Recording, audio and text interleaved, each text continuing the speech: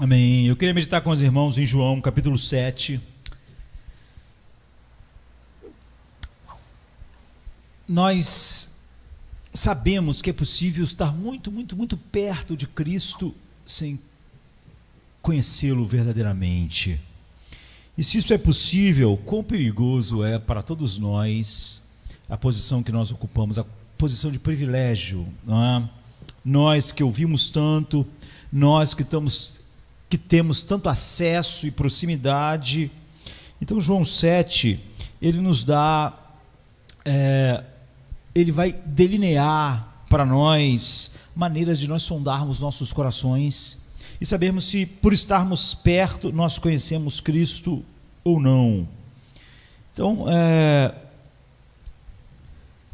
nós precisamos conhecer a vontade de Deus. E se eu tivesse que dar um título para esse sermão, eu tiraria de João 7,17, que diz assim: se a vontade de alguém é fazer a vontade de Deus, ele saberá se o ensino vem de Deus. São palavras de Jesus. Se a vontade de alguém é fazer a vontade de Deus, ele saberá se o ensino vem de Jesus. Quando eu ainda era garoto, esse verso caiu sobre mim, né, 18, 19 anos, com grande espanto, porque disposto é um pré-requisito para saber, não é? É sério isso, quer dizer, eu só vou conhecer Deus de verdade se houver uma verdadeira disposição para isso. Então eu achei que você e eu precisamos conhecer a verdade de Cristo antes de deixá-lo moldar a nossa vontade. Não é? Mas aqui está dizendo o oposto. Como Jesus pode dizer, se nós pensamos que conhecer a verdade de Cristo antes de deixar Ele nos moldar, aqui está dizendo que deve haver em nós uma vontade verdadeira de conhecer Deus para nós podermos saber, conhecer Cristo. Então, é óbvio que há coisas profundas aqui. Então, Jesus diz, antes de saber se Cristo é verdadeiro, você precisa desejar a vontade de Deus. E nós queremos então olhar, ainda que brevemente, essas coisas profundas que esse capítulo ensina para nós sobre nossa alma, nossa própria alma, sobre o nosso conhecimento, sobre a nossa vontade e como a nossa alma, o nosso conhecimento e a nossa vontade se relacionam uns com os outros, e é para olhar para isso que nós vamos separar esses minutos que nós temos. E vamos começar pelo versículo 3 a 5, que diz algo incrível, diz assim: disseram-lhe então seus irmãos, sai daqui e vai para a Judéia, para que também os teus discípulos vejam as obras que fazes, pois ninguém trabalha em segredo se procura ser conhecido. Ou, se você fizer essas coisas, mostre-as ao mundo, pois nem mesmo os seus irmãos acreditavam nele. Em outra versão diz assim: os irmãos de Jesus lhe disseram, você deve sair daqui e ir para a Judéia, para que os seus discípulos possam ver as obras que você faz. Ninguém que deseja ser reconhecido publicamente age em segredo. Visto que você está fazendo essas coisas, mostre-as ao mundo, pois nem mesmo os seus irmãos criam nele. Portanto, os irmãos de Jesus acreditavam nele de alguma forma, não é? Os irmãos de Jesus acreditavam nele. Os irmãos aqui são os irmãos de sangue, não é? A família dele. Então os irmãos de Jesus acreditavam nele como um incrível fazedor de milagres. Eles achavam que Jesus tinha essa coisa incrível de fazer milagres. Nisso eles acreditaram, mas você viu que João disse que nem os irmãos deles acreditavam nele, mas de que ele fazia milagres, os irmãos dele acreditavam. E eles queriam que Jesus recebesse mais atenção, Eles queriam que Jesus fosse famoso. Eles queriam que Jesus usasse isso para se projetar, para projetar a família, para ficar conhecido. E, enfim, isso é um câncer no coração do homem, né? Ficar conhecido, ser reconhecido. As pessoas não estão me reconhecendo, as pessoas não estão dando valor ao que eu sou. As redes sociais ampliaram isso. Os irmãos de Jesus queriam que ele ficasse famoso. Que ele ficasse famoso no Facebook, no Instagram, no YouTube. Eles queriam que ele fosse famoso. Nessa época aqui, eles não falavam, vai para o Instagram, vai para o YouTube. Eles falavam, vai para a Judéia, vai para Jerusalém. Porque se você ficar fazendo isso aqui no final do mundo, ninguém vai te conhecer. Se você quer ser conhecido, e se você quer ser famoso, você tem que ir para o lugar onde está todo mundo, onde as coisas acontecem. Se você fizer esses milagres lá na Judéia, se você for para Jerusalém e começar a fazer essas coisas, todo mundo vai conhecer você e aí você vai ficar famoso. Mas se você ficar fazendo isso aqui em segredo, ninguém vai saber. E de que vai adiantar, então? Era isso. Então eles dizem para Jesus ir para Jerusalém, onde ele pode obter o máximo de atenção, o máximo de visualização. Eles tinham ideia de ficar famoso, eles tinham uma ideia de sucesso, e isso, por mais que a gente que se frise isso, há uma ideia sempre de que popularidade é o que nós devemos buscar. No final das contas, por mais erros que haja na igreja, as pessoas sempre acabam justificando erros se aquilo atrai muitas pessoas. Não no dia normal, mas no dia que a pessoa está mais amarga, ela coloca isso como a coisa que devia ser, se aquilo é ou não verdade. Então, eles dizem para ele ir para Jerusalém. Hoje, diriam ele, para fazer aonde tem mais gente, não é? Enfim, que ele ficasse conhecido nas redes sociais e fosse para lugares onde chamasse atenção. Naqueles dias era ir para Jerusalém, onde estava o templo, e começar a fazer aquelas coisas. E para nossa surpresa, não é? A nossa grande surpresa, João diz no versículo 5 que eles disseram isso porque eles não acreditavam em Jesus. Pois nem mesmo os seus irmãos acreditaram nele. Isso é surpreendente. Jesus já tinha vivido 30 anos com eles. Jesus viveu debaixo do mesmo teto, trabalhou, comeu, almoçou, jantou com essas pessoas, com seus irmãos. Mas eles, depois de 30 anos, não acreditavam nele. Então, acreditar em Jesus para a vida eterna, como o capítulo 20, 31 diz, é algo diferente de apenas acreditar que Jesus pode fazer milagres, porque isso os irmãos deles acreditavam. Os irmãos dele acreditavam que ele fazia milagres. Eles até querem que ele vá fazer milagres lá na Judéia, lá em Jerusalém, para ele aparecer, para ele aproveitar os milagres para ficar famoso, para todo mundo ali ter alguma vantagem naquilo. Então é óbvio que crer que Jesus pode fazer milagres não é crer em Jesus segundo a crença que a Bíblia chama do homem que é regenerado, porque eles não criam em Jesus. Acreditar em Jesus para a vida eterna significa que vemos através das suas obras e das suas palavras a pessoa que veio não para ser servida, mas para servir e dar a sua vida como resgate de muitos, para ser a propiciação da ira de Deus, para ser aquele cordeiro que foi morto antes da fundação do mundo, aquele que é objeto do amor infinito do Pai, do qual o Pai predestinou todas as coisas para que tudo manifestasse a sua primazia e glória. E é óbvio que os irmãos dele não acreditavam em nada disso.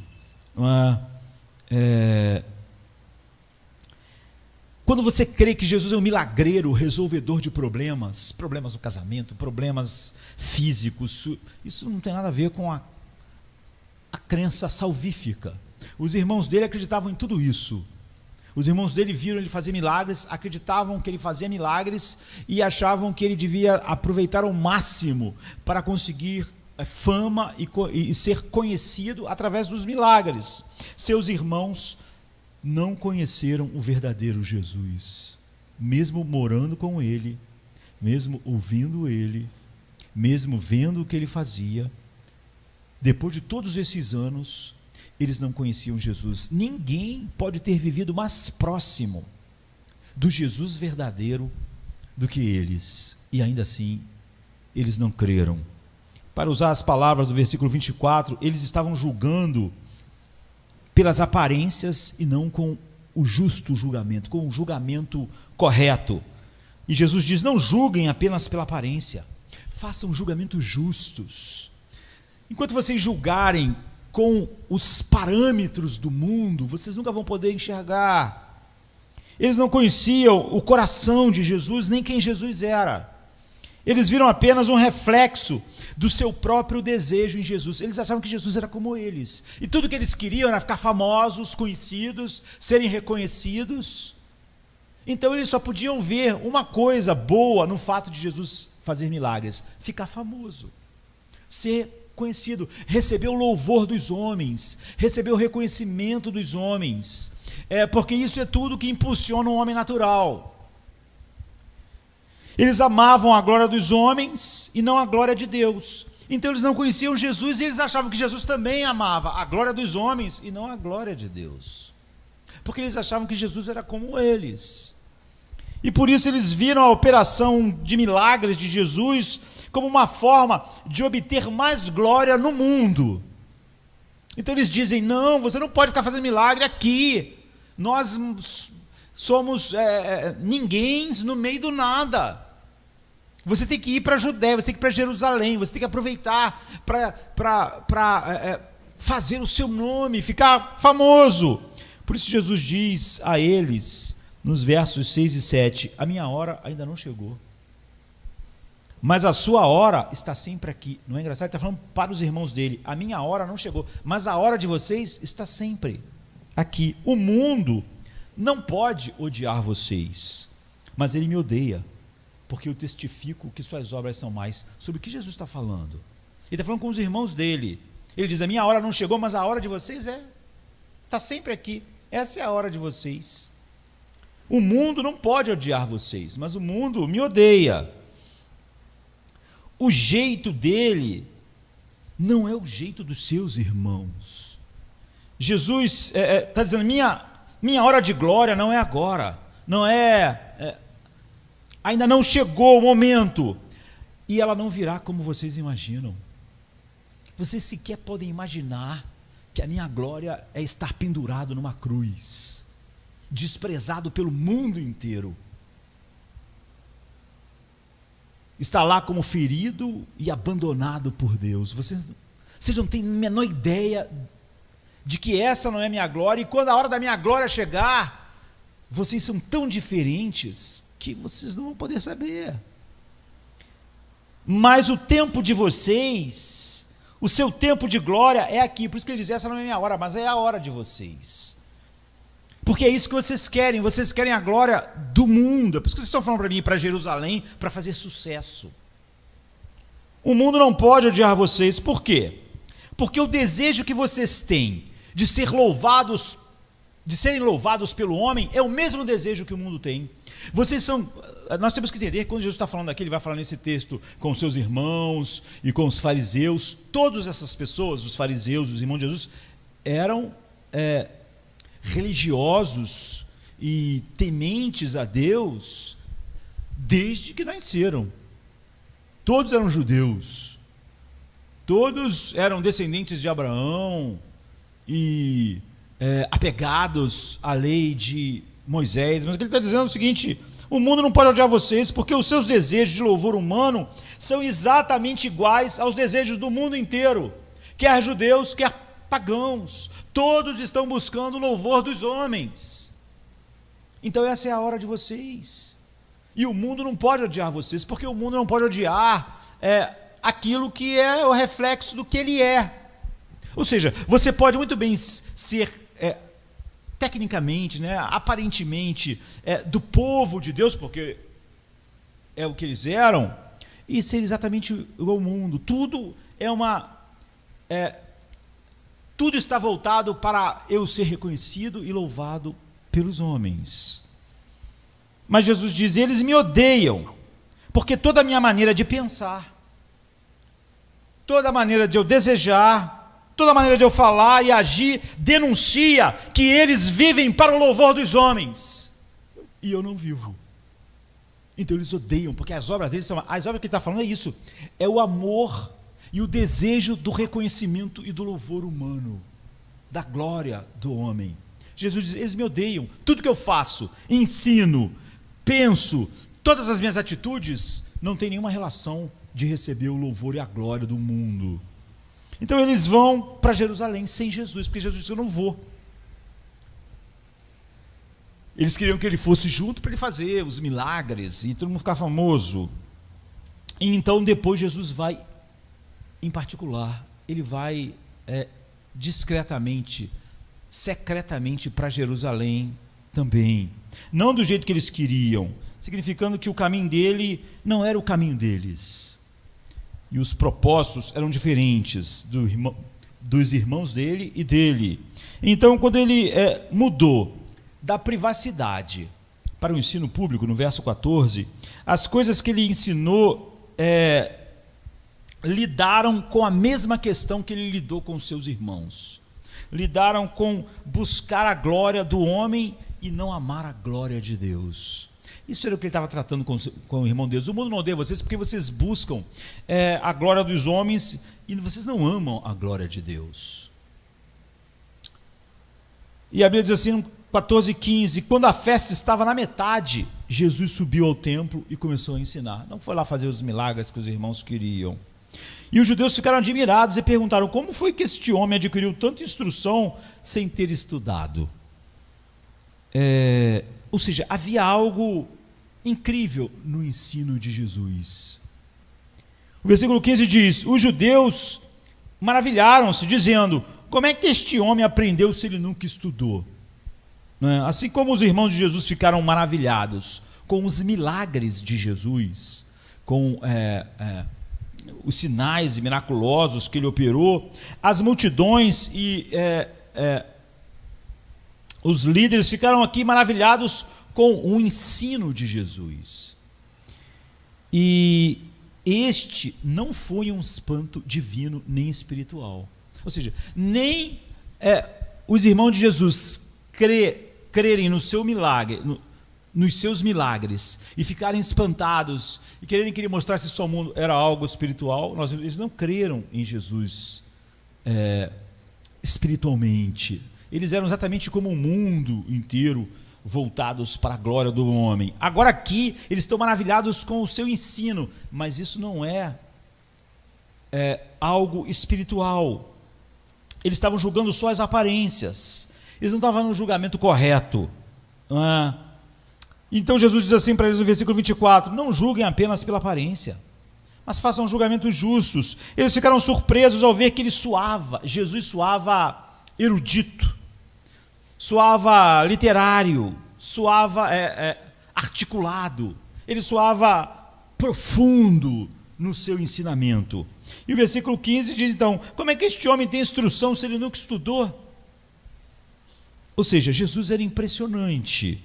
Eles não foram tocados espiritualmente, eles se maravilharam academicamente, eles se maravilharam, tudo que eles ouviram foi só a superfície, só as palavras. Jesus está dizendo o seguinte: vocês não estão maravilhados por coisas espirituais. A maravilha de vocês, o senso de maravilha com que eu estou, por eu estar falando, é totalmente humano, não é? Tudo que eles ouviram foi a superfície das palavras de Cristo. E como isso é fácil, não é? Então assim, Jesus fez a mesma coisa com essa admiração que não era espiritual. Eles não estavam admirando o ensino espiritualmente, por suas palavras, que fez com que a admiração espiritual brotasse. Não, eles tinham uma admiração tão natural quanto à admiração natural que os irmãos de Jesus tinham pelos milagres que ele fez. E ele, é óbvio, a desviou e disse. Então Jesus lhe respondeu no verso 16: o meu ensino não é meu, mas daquele que me enviou.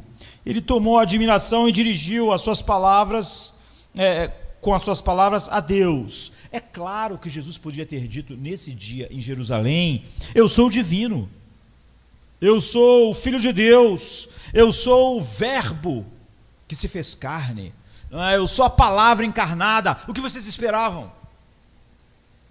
Por que vocês estão maravilhados com o que eu digo se eu sou o próprio Deus? Ele podia, mas nesse ponto do seu ministério, ele está confrontando o orgulho humano e o amor humano pelo louvor e reconhecimento do mundo, dos outros homens. E está fazendo isso modelando o que é ser um verdadeiro ser humano. Como Deus criou o homem.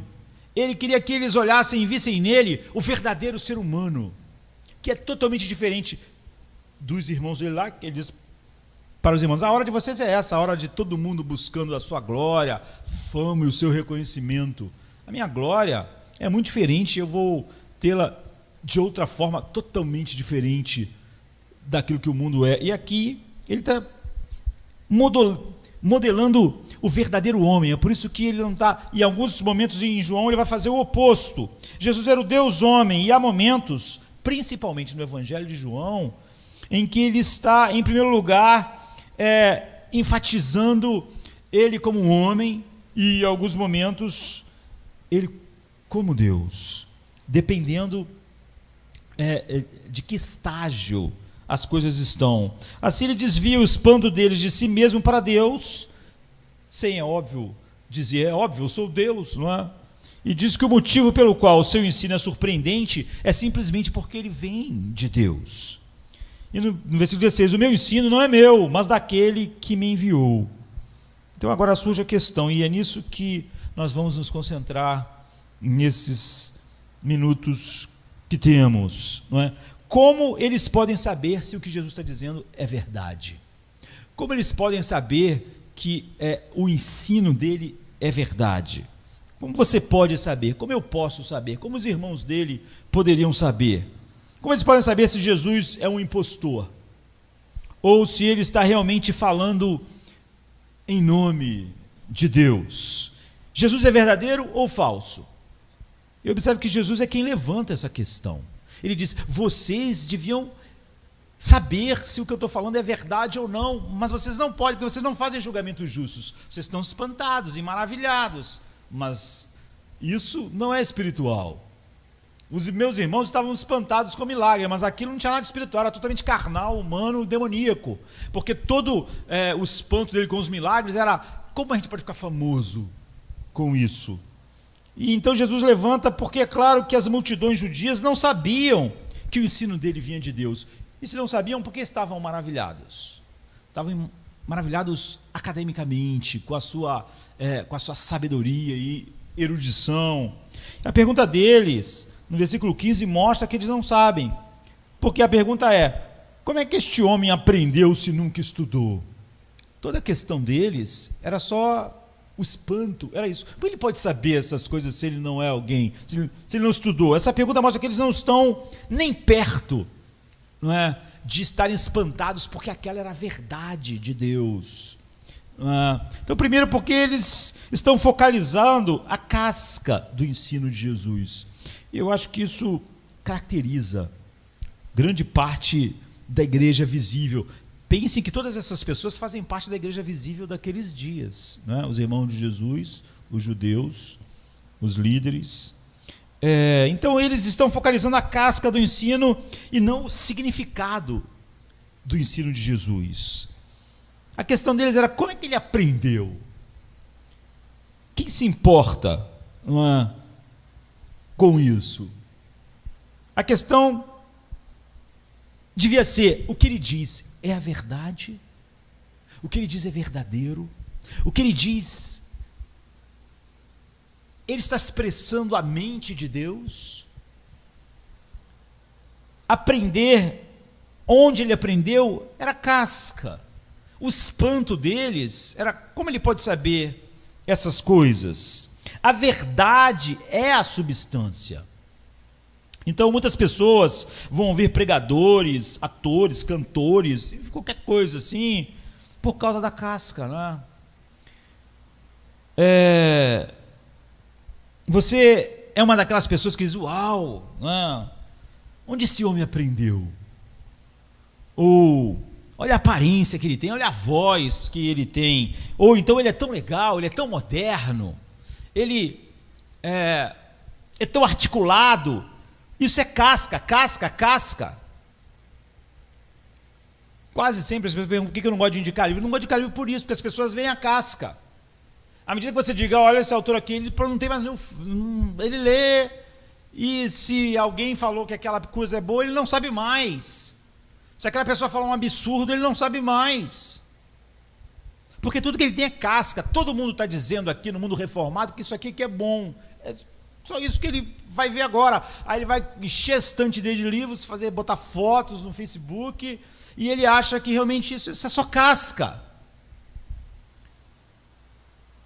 A questão é: isso é verdade?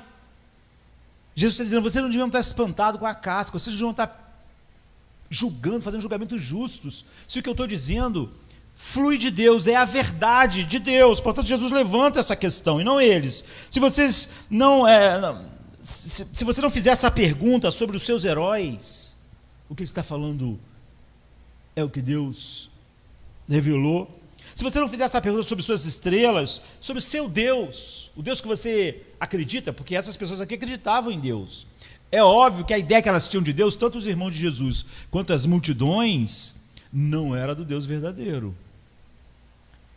Se você não fizer a pergunta sobre seus heróis, suas estrelas, seu Deus e sobre o seu próprio coração, você sempre será um contemplador de cascas superficiais.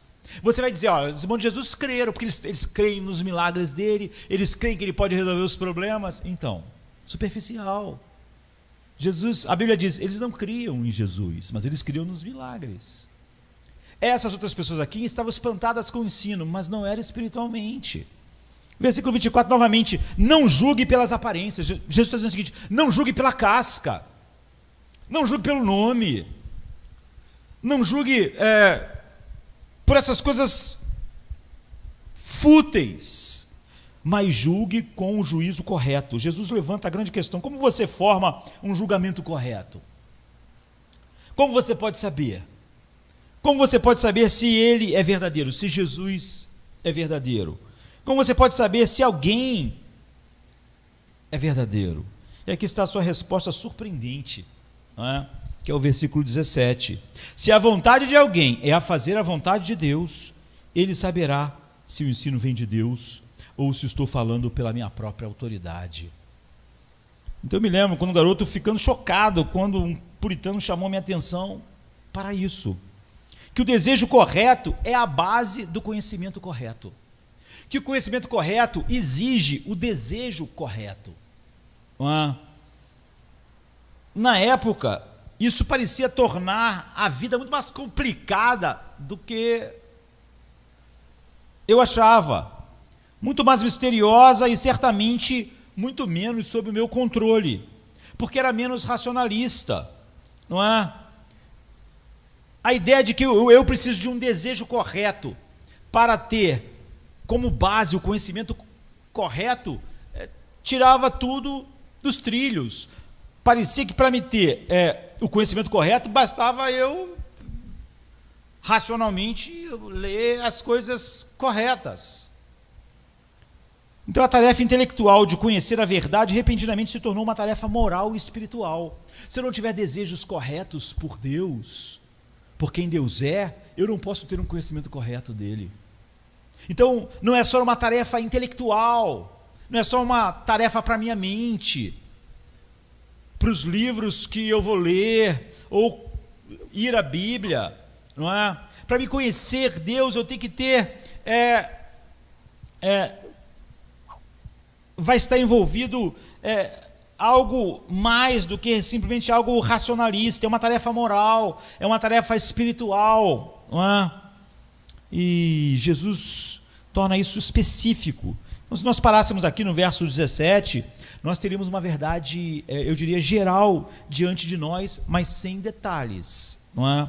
E a verdade geral já seria incrível, porque seria o seguinte: você vai perceber que Jesus é um porta-voz confiável de Deus, é o que ele está dizendo, quando sua vontade é tão transformada que você deseja o que Deus deseja.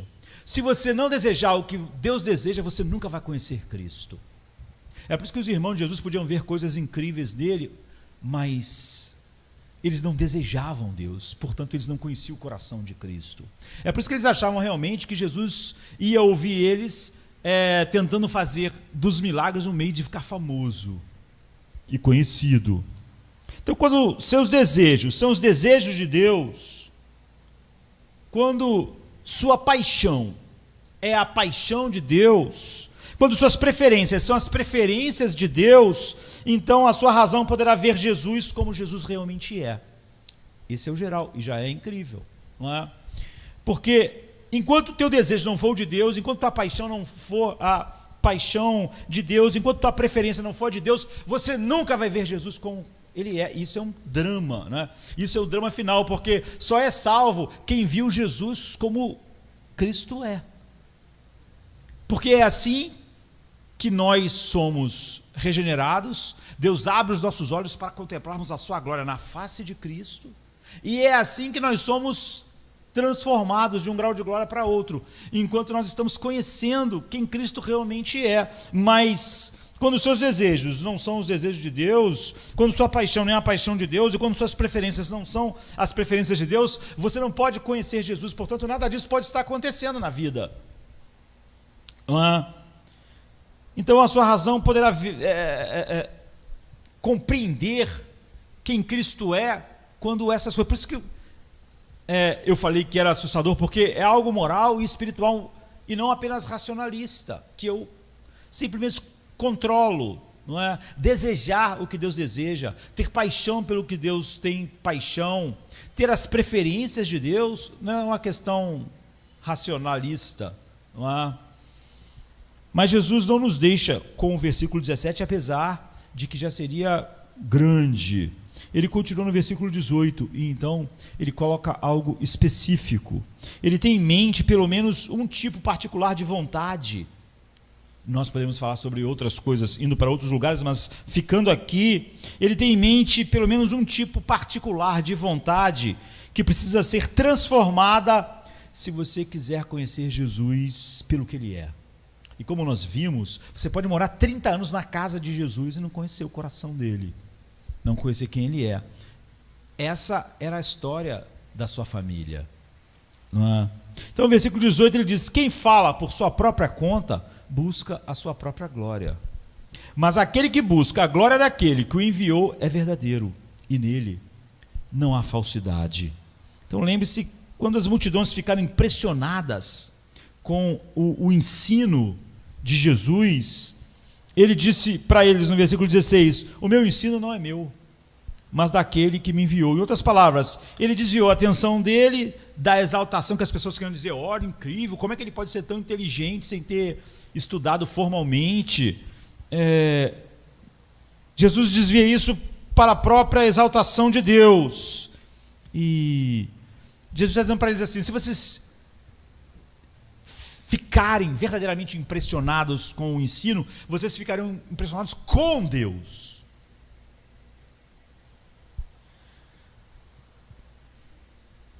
Pelo que eu ensinei, mostrar quem ele é, e o entusiasmo e o coração impressionado de você seria com a pessoa dele. Agora ele explica no versículo 18 que é assim que você pode saber que Jesus é verdadeiro, pode conhecê-lo verdadeiramente.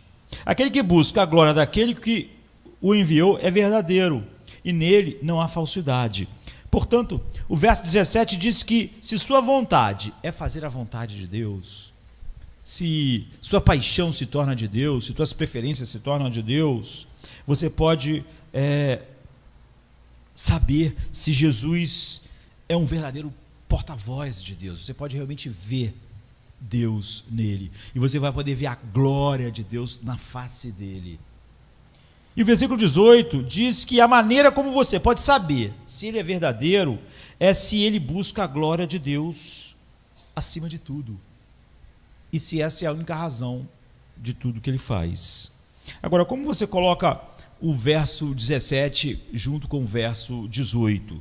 O verso 17 diz: a vontade de Deus nos capacita a saber que Jesus realmente é quando ele se revelar a nós. Ou seja, só se eu tiver a vontade de Deus, a paixão de Deus, é que eu vou enxergar. É isso que é o abrir, não é?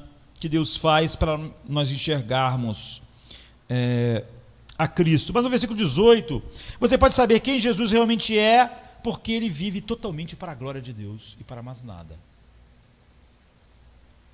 Então a maneira como nós podemos juntar os dois é assim: o versículo 18 descreve especificamente para nós a mudança mais profunda que deve acontecer na nossa vontade para que nós possamos ver Jesus verdadeiramente. O verdadeiro, vermos o coração dele, como os irmãos dele não tinham visto, como aquelas pessoas não tinham visto. A marca da sua verdade, a marca, você vê quem Jesus é de verdade quando você vê que tudo o que ele faz é para a glória do Pai. Tudo que o move é a glória do Pai. Não há nada que ele faça que é por ele mesmo, para ele mesmo. Não há nada que ele faça para ser conhecido, para receber. Não, não. Tudo que o impulsiona é a glória do Pai. Aquele que busca a glória daquele que o enviou é verdadeiro. Para eu ver isso como uma marca de sua verdade, a minha vontade tem que se juntar à vontade dele nisso, para me conhecê-lo. Eu tenho que desejar a exaltação de Deus sobre toda exaltação que o homem natural deseja para si mesmo. E isso não é o que nós queremos por natureza. Nós podemos pegar as coisas mais espirituais e fazer delas só uma maneira de nós mesmos sermos conhecidos ou reconhecidos. É por isso que é tão difícil ser consistente fazendo a vontade de Deus. Como Paulo podia fazer a vontade de Deus e continuar firme, forte, feliz, se as pessoas consideravam ele o lixo do mundo? Se as pessoas abandonavam ele. Ele era para ser uma pessoa toda milindrada, toda machucada, sem poder fazer nada. Mas é porque realmente o que estava impulsionando ele, é isso que Jesus está dizendo aqui. Se isso não é verdade, não é isso que nós queremos por natureza. Por natureza, naturalmente, como nós nascemos em Adão, nós somos como os irmãos de Jesus. E nós achamos que os milagres dele é para endossar o nosso amor pela nossa própria glória, para a nossa própria realização. Nós achamos bom ele ter milagre porque ele pode resolver o problema dos nossos casamentos, os problemas dos nossos corpos, os problemas da cidade. Ou seja, endossar a exaltação própria é a exaltação que o homem tem. É por isso que ele falou assim: vocês estão na hora de vocês, e o mundo não pode odiar vocês. Vocês são iguais ao mundo. Então, a multidão quer que ele endosse a minha guarda, no caso deles, do sábado, a observância da lei, de uma forma que confirme a minha exaltação própria. Você vê que essas pessoas guardavam o sábado. Você vai ver que há uma polêmica aqui exatamente a respeito disso. Elas guardavam o sábado, elas observavam os rituais da lei, mas elas faziam isso de uma forma que aquilo confirmasse a exaltação delas. Que as pessoas dissessem: oh, incrível, como essas pessoas são, olha só. É isso que elas queriam. É igual quando a gente quer que Deus abençoe nosso ministério e fica arrasado se Deus não abençoa supostamente o nosso ministério, porque era tudo sobre nós. E como era sobre nós, eu jamais, por exemplo, ficaria lá naquele lugar onde ninguém estava vendo, onde Jesus estava. Eu ouviria então os irmãos de Jesus dizendo: vai para Jerusalém, vai para o lugar onde você possa aparecer. Então, E se Jesus, se Deus não me apoiar em meu desejo da minha própria exaltação, eu não consigo entendê-lo. Agora, eu posso apoiá-lo como um fazedor de milagres, ou eu vou querer matá-lo como um violador do sábado. É o que acontece aqui. Mas eu não o conhecerei de verdade. Essas pessoas podiam crer nele como um fazedor de milagres. Essas pessoas podiam admirar ele como alguém articulado no falar e erudito, não é? Mas elas não podiam conhecê-lo pelo que ele era. Nesse sentido, ele vai dizer: vocês procuram me matar, porque eu sou um testemunho de que vocês vivem para a glória de vocês. Então, minha única esperança de todos os homens nascidos em Adão, de saber, de conhecer o coração de Cristo e contemplar para sempre a glória de Deus na face dele, é ter minha vontade mudada para concordar com a vontade de Deus, para concordar as minhas paixões com a paixão de Deus, o meu desejo com o desejo de Deus. E o versículo 18 descreve a mudança mais profunda que precisa acontecer. Eu preciso amar a glória de Deus mais do que o homem sempre amou a sua própria glória. Preciso desejar a exaltação de Deus mais do que qualquer coisa que supostamente fosse a minha própria exaltação. E essa mudança em minha vontade que deve acontecer antes que eu possa conhecer Jesus de verdade, quem Ele é. Porque se isso não mudar em mim, então sempre eu odiarei o Jesus verdadeiro, não é? Como diz o versículo 7. Ou eu vou admirar Jesus por todos os motivos errados. Eles admiravam ele pelos milagres, admiravam ele pelo seu jeito articulado, pela sua erudição. Ninguém admirava ele pela razão certa. E por não admirar ele pela razão certa, foi fácil, porque essas duas coisas estão juntas, odiá-lo. Mas nunca eu vou conhecê-lo. Haverá um bloqueio muito, muito, muito profundo. E esse bloqueio não é intelectual. Esse bloqueio é volitivo.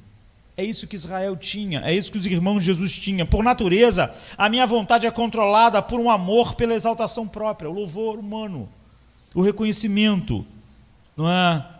Não pela exaltação de Deus. Quando Paulo diz: eu quero que Cristo seja glorificado, quer pela minha vida, quer pela minha morte, isso mostra um local totalmente oposto ao que o homem natural vive. Minha glória, não a glória de Deus, é o que desejo mais profundamente. Enquanto isso for verdade, enquanto isso não for verdade, eu não poderei ver Jesus como realmente Ele é. E nem, é óbvio, vou estar sendo mudado para nada. Eu não vou ter tido nem a primeira vislumbre, que é quando Deus disse: haja luz. Então, nos versículos 19 a 24, Jesus confirma às multidões que elas não querem fazer o que Deus deseja. E qual é a expressão central da vontade de Deus para eles, para Israel, para o mundo? É a lei. Mas então Jesus diz no versículo 19: não vos deu Moisés a lei? No entanto, nenhum de vocês cumpre a lei. Isso era ofensivo, né? Já que aquelas pessoas viviam pelos rituais, e é por isso que eles não podem conhecer Jesus, porque a vontade deles é contra a lei, fundamentalmente, não é? Como Paulo diz em Romanos 8, 7 e 8, por conta da inclinação da carne, toda direção natural, é isso, é inimizade contra Deus, pois não é sujeito à lei de Deus, nem na verdade o pode ser. Portanto, os que estão na carne não podem agradar a Deus. O que Paulo está dizendo é que todo homem é orientado para si mesmo, para a sua glória, para a glória própria. Então, ele é a própria inimizade de toda a glória, e tudo ser feito para a glória de Deus. E a evidência que Jesus dá para isso é que eles querem matá-lo. Ele diz no versículo 19: por que vocês procuram me matar? E 2, eles estão com raiva porque ele, no capítulo 5, ele tinha curado um homem no sábado. E ele diz: vocês estão irados comigo porque no sábado eu curei o corpo, todo o corpo do homem, mas vocês aprovariam a circuncisão de um homem no sábado. No versículo 22. Mas desaprovaram que eu fizesse todo o corpo desse homem ficar saudável no sábado. Versículo 23. Então, até que sua vontade esteja em sintonia com a vontade de Deus, vocês nunca vão poder conhecer a mim. A proposta de Jesus é a seguinte, e eu vou dizer por quê. Porque o que eu defendo está no cerne da lei. E é profundamente ofensivo para vocês, ou seja, que os seres humanos existem para a glória de Deus. O cerne da lei é: amarás o Senhor teu Deus sobre todas as coisas. É tudo que vocês fizerem ser por causa desse amor, por causa desta glória. Esse é o que resume. E você fez da própria lei, vocês fizeram da própria lei uma maneira de exaltação própria, que é o oposto do que a lei é. A lei fala sobre Deus ser o objeto final de amor e glória. E vocês começaram a pegar a lei e a tentar cumprir vários rituais da lei para chamar a atenção para vocês mesmos e terem glória, que é o oposto da lei.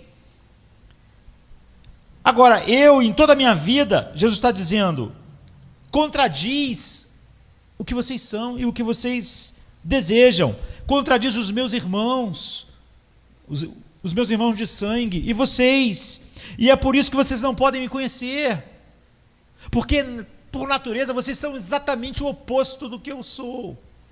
Você não pode me conhecer até que a sua vontade seja fazer a vontade de Deus, não é? Ou seja, até que vocês valorizem Deus e deem a glória a Deus e definitivamente não busquem nenhuma outra glória dos homens. Então a glória de Deus com todo o coração, porque é assim que ele colocou, né? Busquem a glória de Deus com todo o seu coração, com toda a sua alma, com toda a sua mente, com todas as suas forças. Mas vocês usam toda a alma, força, mente de vocês para buscar a glória de vocês. Mas vocês deviam amar a Deus assim. E todas essas coisas deviam estar lá. Vocês não podem me conhecer, porque eu sou aquele que estava sentado no trono da glória e me esvaziei pela glória do meu Pai. Como vocês podem me conhecer? Vocês nunca se esvaziariam de nada, vocês querem pegar coisas. Eu sou aquele que Paulo vai escrever, porque subsistindo em forma de Deus, não teve por usurpação ser igual a Deus, mas a si mesmo se esvaziou. Eu sou o oposto de quem busca a sua própria glória. Isso me leva a 4 aplicações finais, porque nosso tempo está acabando. Então, primeiro, há essa obstrução cardíaca. Perceba que é a obstrução mais profunda para você conhecer a verdade de Jesus. E Jesus é uma obstrução do coração, não é uma obstrução da cabeça, da mente, intelectual. É um problema da nossa vontade, não primeiro da nossa razão. Nós podemos entender, todos nós aqui podemos entender Filipenses 2, ele se esvaziou, ele nunca fez nada para a sua glória, e continuar vivendo para a nossa glória. E todos machucados, porque não estamos recebendo o devido valor do mundo e recebendo os conselhos dos irmãos de Jesus. Faça isso para o mundo ver, faça isso para você ficar famoso, faça isso para você ser conhecido. Você precisa do reconhecimento. Você vê que Jesus volta a isso o tempo todo, né? Ele diz, se você ora para todo mundo ver, você já recebeu o que você queria a glória dos homens? Então, recebeu, mas não espere mais nada. Você recebe o que você deseja, você não deseja o que Deus deseja. Você orou desse jeito, você fez jejum, ficou com aquela cara para as pessoas saberem que você estava. Então, você não queria isso? Queria. Você já recebeu. Você não pode ao mesmo tempo querer a glória de Deus e dos homens. Você queria dos homens? Recebeu? Então, recebeu tudo que você ia receber. Não há mais nada para você. Então é um problema da nossa vontade, não primeiro da nossa razão. Nosso amor natural pela glória humana torna impossível conhecer e seguir a pessoa cuja vida inteira se dedicou a se esvaziar, até que um dia ele estava nu, pendurado numa cruz. E não havia nada nesse mundo sobre ele a não ser vergonha, desprezo, cuspe. Então, ele está dizendo, o impulso pela glória humana impede os meus irmãos vivendo comigo 30 anos de me conhecer. E o mundo não pode odiar eles, apesar de eles serem religiosos. Por quê? Porque eles querem a mesma coisa que o mundo. Então, o nosso amor natural pela glória humana torna impossível conhecer e seguir a pessoa cuja vida inteira se dedica a se esvaziar para glorificar ao Pai e salvar homens que merecem o inferno, só porque essa é a vontade do Pai.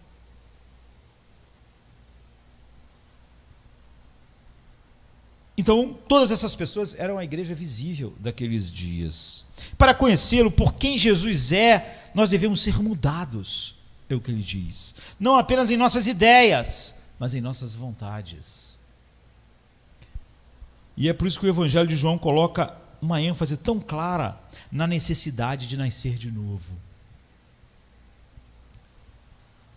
Precisamos desejar a exaltação de Deus mais do que qualquer outra coisa, e a exaltação de Deus ser a razão que impulsiona as nossas vidas em tudo que nós fazemos, que é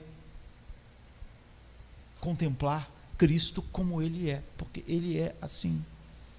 Nós precisamos amar, fazer muito de Deus, enquanto não nos importamos conosco, não é? Enquanto não nos importamos qual é a reação do mundo ao fazermos isso. Nós sabemos qual é a reação do mundo ao Jesus ser totalmente centrado em Deus. Ele diz, o mundo me odeia.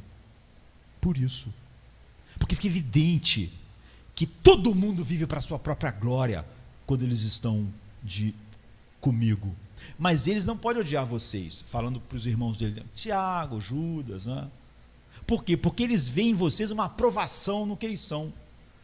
Eles querem a glória dos homens, vocês também, não é? Todo esse papo de ir para Jerusalém fazer sucesso. Opor-se a isso é o maior obstáculo para conhecer Jesus. Esse é o grande obstáculo no coração de todos nós, como nós nascemos aqui. Em segundo lugar, então ore pela santificação, mas de uma maneira particular, né? Ore para que Deus faça com que o seu nome seja santificado, seja glorificado, seja entesourado. Fazer essa oração é exatamente tomar o rumo oposto. Não podemos fazer essa oração com aqueles impulsos dos irmãos de Jesus ou de Israel em nossos corações. Ore para que isso seja verdade em você antes de ser verdade em todo lugar. Para que seus olhos sejam abertos para quem Jesus realmente é. Se você se sentir deficiente na exaltação de Deus, então você precisa de uma mudança na sua vontade, na sua paixão, e não é isso que ele nos ensinou. Uma oração só tem realidade quando nós começamos, Pai nosso, santificado seja o seu nome, glorifica o teu nome, manifesta a tua glória. Não foi o que Jesus disse no Getsêmani, quando estava indo para a cruz? Eu vou para a cruz, é isso que vai glorificar o seu nome. Jesus está se esvaziando de maneira final, dizendo para o Pai, glorifica o teu nome, santifica o teu nome. O que impulsionou ele a vida inteira, quando você faz essa oração, Pai nosso que está nos céus, santificado seja o seu nome, você está dizendo, olha, eu estou sendo levado a ser exatamente o oposto de tudo que eu era por natureza. Eu não quero nada para o meu nome. Jesus está dizendo, glorifica o teu nome, e a cruz que vai glorificar o seu nome, vamos em frente com o cálice. Ore por uma vontade cada vez mais apaixonada pela glória de Deus. Santificado seja o teu nome, quer dizer isso. E é óbvio que você não pode desejar que o nome de Deus seja santificado no mundo ou em outras pessoas, sem que antes isso seja uma verdade em você. O desejo primeiro é que ele seja santificado em você e glorificado em você. E esforce-se para aumentar seu gosto espiritual pela glória de Deus como seu prazer favorito. Quando eu falo esforce-se, alguém pode dizer, mas como assim? Quando nossa vontade é mudada, então nós desejamos o que Deus deseja, isso faz a gente fazer um monte de coisas. Isso é assim do ponto de vista natural. Se você quisesse aumentar seu amor pela glória da música clássica, o que você faria? Você iria estudar a música clássica e passar tempo com a música clássica, e você ia querer conversar com os melhores entendedores da música clássica, e você ia ter um prazer de conversar com as pessoas sobre música clássica, e você iria fazer ouvir. Se você quisesse desenvolver um amor pela glória da arte, o que você faria? Você estudaria, depois você iria a museus, depois você ia se aproximar das pessoas que mais amam a arte, e você ia querer conversar a respeito disso, e você olharia em museus, em catálogos, na internet, para a arte. Se você quisesse desenvolver um amor pela glória dos céus, não é? Então você pegaria um telescópio, você ia ler astronomia, você ia ficar admirado com as pessoas que mais conhecem astronomia, e você passaria tempo com pessoas que amam as estrelas, que amam olhar para o céu à noite com seus telescópios. Você ia querer ir para um lugar escuro, no meio do nada, com outras pessoas, para olhar a Via Láctea, e você olharia. Se você quiser amar a glória de Deus acima de todas as outras glórias, então você vai estudar e passar tempo com os que amam a Deus, e vai ouvir Deus, e vai olhar para Deus, e vai olhar para a revelação perfeita dele, Jesus Cristo, a sua imagem. Você vai ficar olhando. É a coisa que vai dominar você. Não há outra maneira. Você vê, os seus olhos vão ficar fixos em Cristo, se você quer ver a glória de Deus. E finalmente, você vai saber que Jesus é quem Ele é, vai conhecer Ele verdadeiramente. Jesus não fala meramente de si mesmo, Ele fala por Deus. E quando Ele diz, antes que Abraão existisse, eu sou, Ele dá esse testemunho, não é? Que depois João vai colocar naquelas palavras. Ele é o verbo, Ele é o logos, e você vai continuar olhando, como o Pai olha para Ele eternamente. É assim que você sabe que você conheceu Jesus. As mudanças, há uma mudança básica que difere você do mundo inteiro, que faz você conhecê-lo. Então você prossegue conhecendo, santificando, né? Orando primeiro para que o nome de Deus seja santificado, glorificado em você, e aí você passa a estudar, meditar, se juntar. O teu maior prazer é se juntar com outras pessoas que o amam e passar grande parte do tempo olhando para Ele.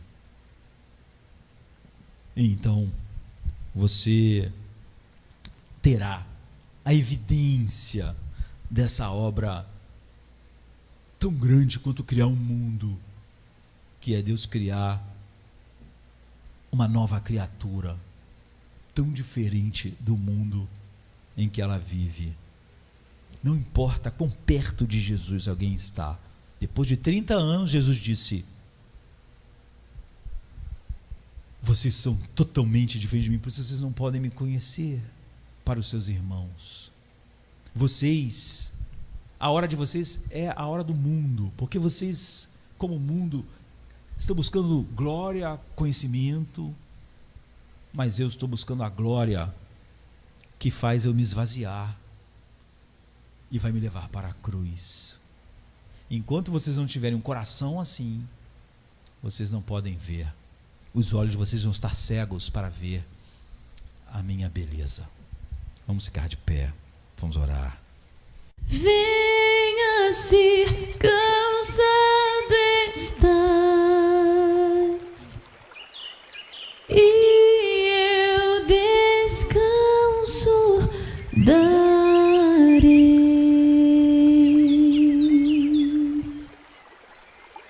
Tu descansarás.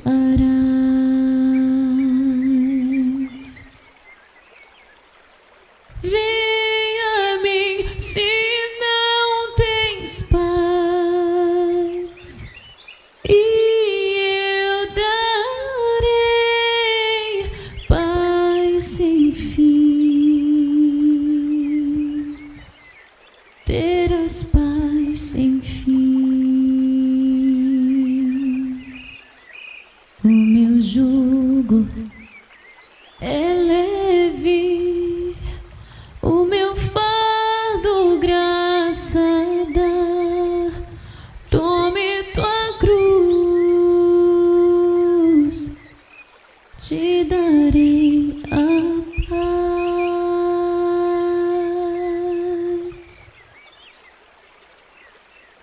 Venha o aflito e lhe darei paz, minha paz darei.